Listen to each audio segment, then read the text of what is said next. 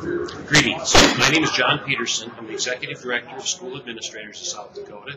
Today is March 30th. It's the 39th day of this 40-day session, and we're wrapping up the session. Appropriations is just about concluded, and I cornered Representative Noel Hamiel, the good representative from Mitchell, and I'm sure other areas that you represent there. And Noel was on House Education. He just completed his second year, his first term, and I've come to respect Representative Hamiel. He is, let's see here, let me try to describe this guy. Former newspaperman, but he's very bright. I think he's very articulate. Stands by his convictions, and we don't always agree on everything, but I've come to respect the man. So that's one reason that I wanted to talk to him a little bit about the session. Noel, maybe you'd like to, what other areas do you represent besides Mitchell? Well, District 20 is Davidson County and Aurora County. Okay. So it's primarily Mitchell as far as the larger communities, and then we have White Lake, Plankinton, Stickney, okay, Aurora Center, Mount Vernon, Ethan. Okay.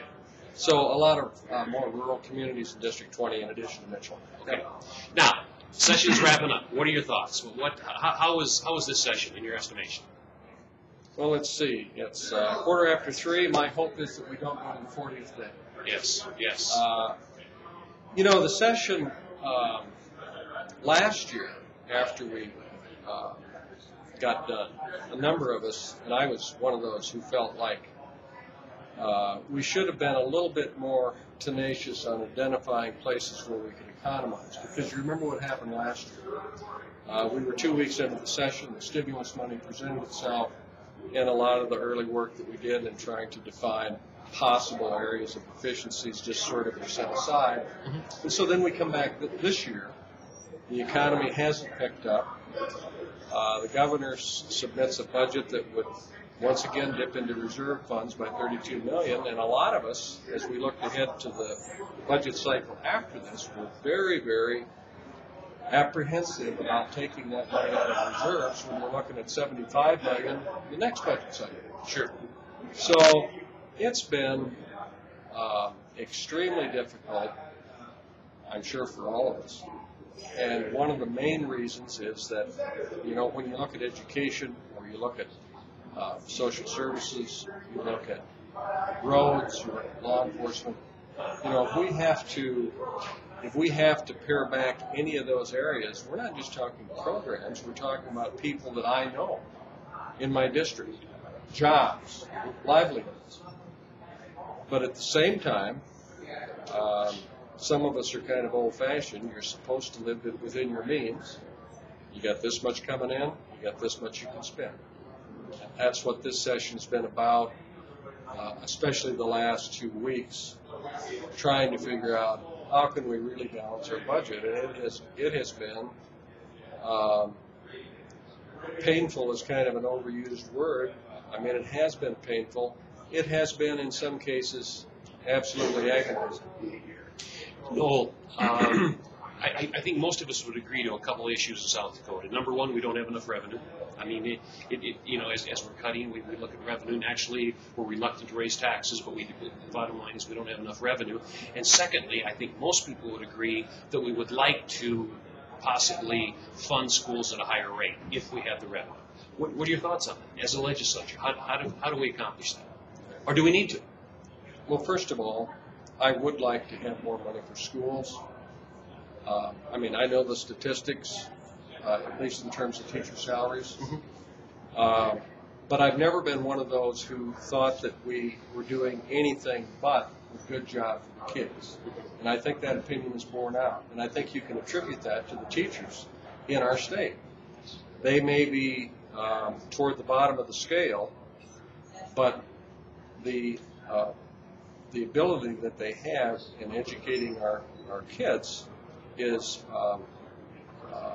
at the top of the charts. The test scores bear that out. Yes, they do. Graduation rates bear it out. College matriculation bears it out. The other thing that I try to keep in mind, even though I'm not proud of the salary piece, is that, you know, we are low in salary in a lot of occupations in South Dakota. You know, I'm born and raised South Dakota. I'm not proud of that. But We are doing a good job with education. I think we will find additional money for education, but it is hard because we almost have an obsession about taxes in this state. Yes, we do. Yeah. I think the day will come when we may be forced to find alternative sources of revenue, but I don't know what those are. And that's why I worded the question, revenue. I certainly have learned in South Dakota you don't talk about your thoughts on an income tax and a sales tax because, number one, we're reluctant to raise taxes, period. And then number two, on what type of tax we can agree on.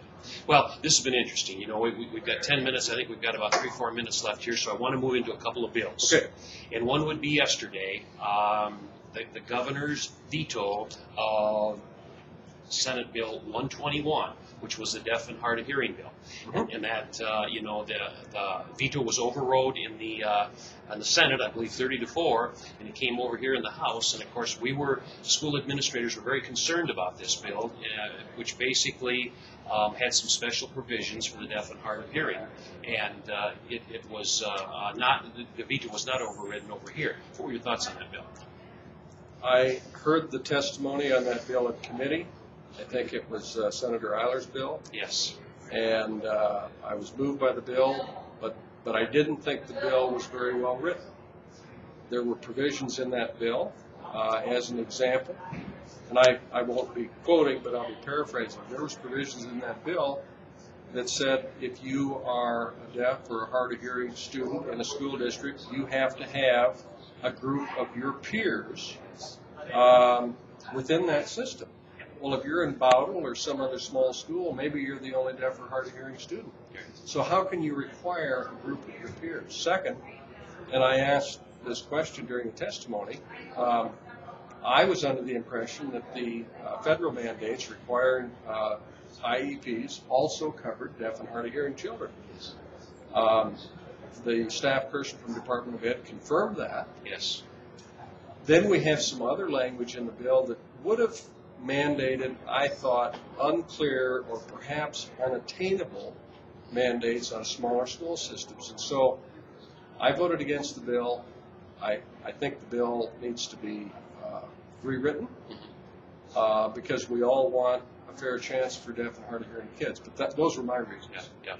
And, 94-142, which is the federal legislation that came in, I believe, in 1976, established different categories, and certainly deaf and hard of hearing fall under the IEP process. And I guess one of our concerns is we felt that took that area of special needs to a level higher than the others. And they're all special, and they all need our utmost consideration. And that was one of the issues that we had. Tough issue. Yeah, Very it tough. was. I don't know if we've got 1 minute left. Senate Bill 18 was a retire-rehire. You want 30 seconds? Because I know we disagreed on that one. Tough bill. Actually had three components. We had the retire-rehire. It wasn't just the break in service that we added. It was that if you are rehired, you wouldn't get quite as attractive of a retirement package as you do now. Yeah. And it wasn't just the $5 million that we saved by that bill. It was the public concern about what they call double dipping. Now, if you're a teacher 55 years old, you don't have to retire. You don't have to quit your job. You can continue on. So we didn't stop that. But we did save the state, and we had that $5 million and another $390 million that we had to find in the system to keep it solvent. Okay. I think that concludes the time. I wish we had more time. Thank you for the opportunity. Appreciate your service. Thanks. You bet.